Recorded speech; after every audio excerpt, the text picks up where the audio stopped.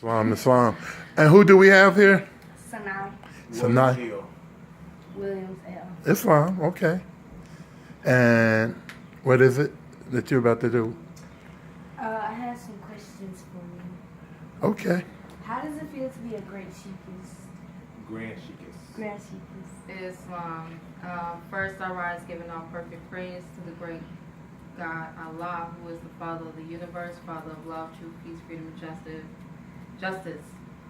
I give the highest honors to our prophet who came to raise and save the Asiatics of North America from the wrath of Allah, which is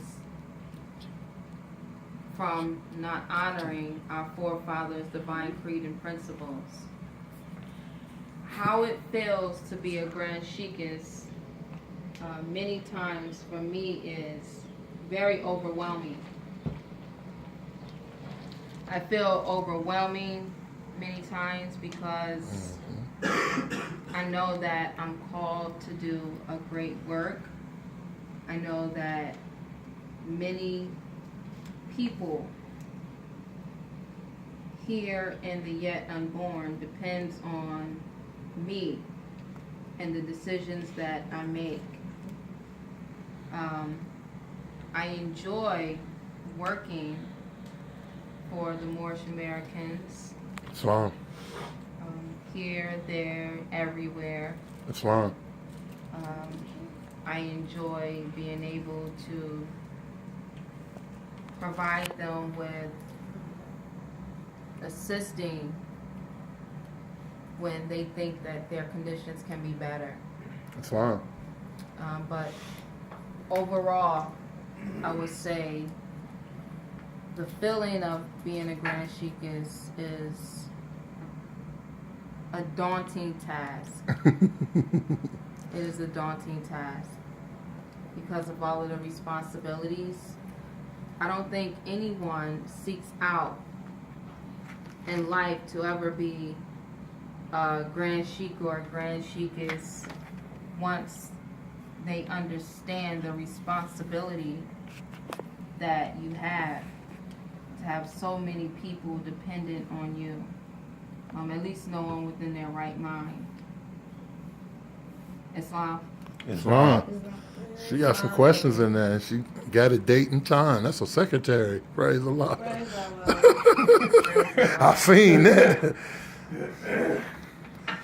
Grand Sheikhist, can you briefly explain to my children from a woman's point of view motivitis and the reason why we don't use the term of Negroes, black and colored, and how important it is for them to understand that concept and don't be nervous to speak or that it be known that it's not the correct format to use and the correct format is more.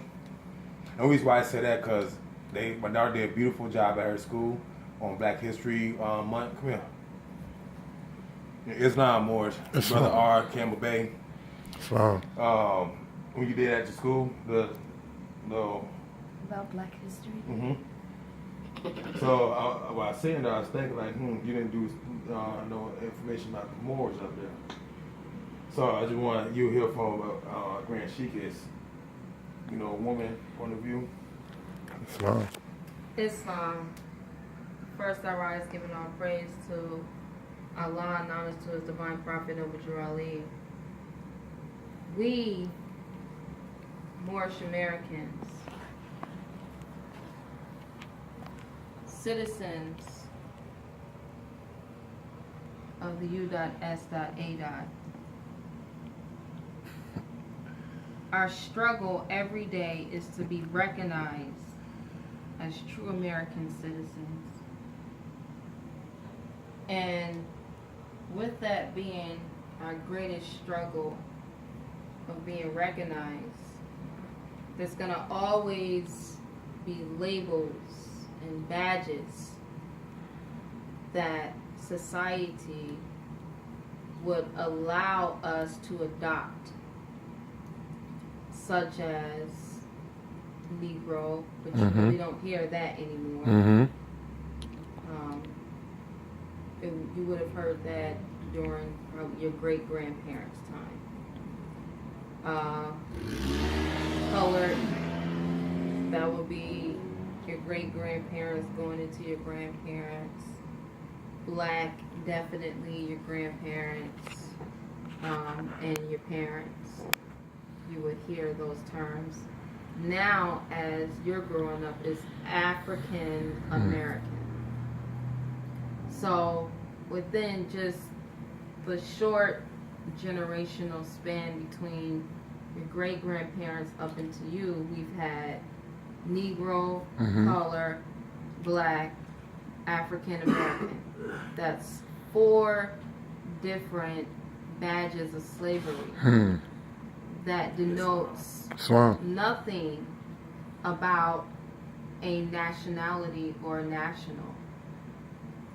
The reason why it doesn't is because every nation has a flag, they have a constitution, they have a charter, and this is how they function.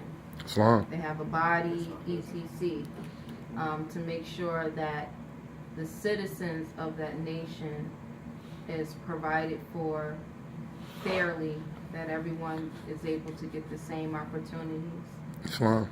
So what Prophet Noble Drew Ali did was he restored those who thought they were slaves.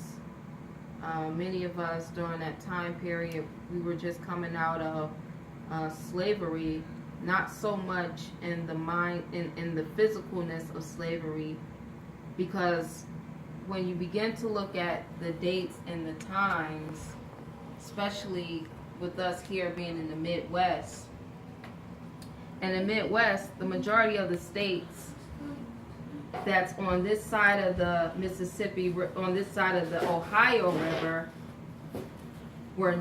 never became states until the 1800s. So when you look at slavery from the 1700s up to 1865, right then during that time is when a lot of these states on this side of the Ohio River actually came into formation into the Union. Before then, they called this land Indian Territory or Wild Territory, etc. The list goes on and on. But there was nothing but us living here, up and down the Mississippi River. Yes, You can look at remnants of, and we've been to many of these places. You have Morocco, Indiana, that's an hour outside of Chicago, Illinois. You have Cahokia Mounds in East St. Louis, Missouri. You have so many remnants of our history and our people and where we were. Even looking at the story of Christopher Columbus and him supposedly sailing the blue in 1492, it was said that the first thing that he saw were quote-unquote Indians, and the gift for Thanksgiving that the Indians gave him was maize, also known as corn. The Midwest is the highest yielding supplier of corn. So with that and the evidence of just studying that time in that era, I don't believe that Christopher Columbus came on the Atlantic Ocean. I believe that he came directly up to the Mississippi River. And what makes me believe that is, one, the supposedly Indians gave him corn. 2, Christopher Columbus, there's a book called